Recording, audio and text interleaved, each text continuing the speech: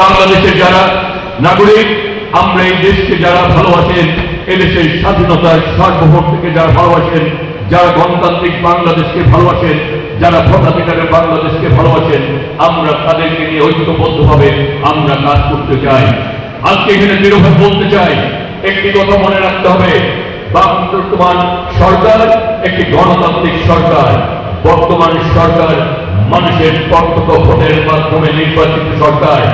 বিগত সরকার হাসিনা সরকার এসে এই সরকারকে কেউ যদি তুলনা করতে চাই, এই সরকারকে উন্নয়ন কর্মকাণ্ডে যারা বাধাগ্রস্ত করতে চায়, আমরা মনে করি তারা এই দেশকে, এদেশের মানুষকে, গণতন্ত্রকে এবং উন্নয়নকে তারা বাধাগ্রস্ত করতে চায়।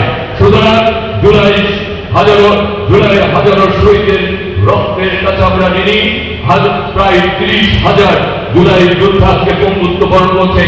আমাদের শত শত নেতা শহীদ হয়েছে, পঙ্গুত্ব বরণ করছে।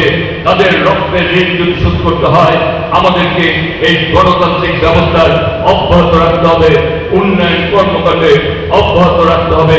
তারেক রহমানের হাতকে শক্তিশালী করে আগামী দিনে আমরা সবাই মিলে ইনশাল্লাহ এই বাংলাদেশ গড়ে তুলব। জুলাইয়ের চেতনায় আমরা এদেশকে গড়ে তুলব এবং আমরা আমাদের ভালোবাসার জায়গাকে আরো সুদৃঢ় করব। আর রেল শ্রমিক কর্মচারী বাংলাদেশ জাতীয়তাবাদী রেল শ্রমিক কর্মচারী দল এবং রেল সকল পর্যায়ের কর্মকর্তা কর্মচারীদের উদ্দেশ্যে বলতে চাই, এ রেল আপনাদের আমাদের সকলের। এ রেলের যদি উন্নয়ন হয়, বাংলাদেশের মানুষের উন্নয়ন হবে। এ রেলের যদি উন্নয়ন হয়, আপনাদের উন্নয়ন হবে।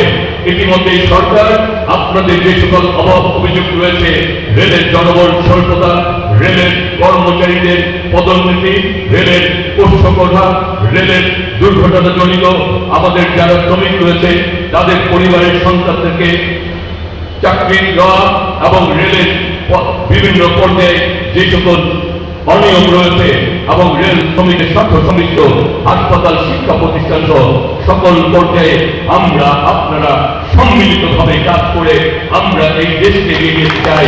এই ক্ষেত্রে আপনাদের আমাদের সকলের ঐক্যবদ্ধভাবে কাজ করতে হবে। একটি কথা মনে রাখতে হবে, যে কাজ বিগত 15 বছর অথবা যদি এর আগে 2007 থেকে নয় এবং বিগত 15 মাস ধরে 18 বছরের 5 মাসের কাজ আমাদের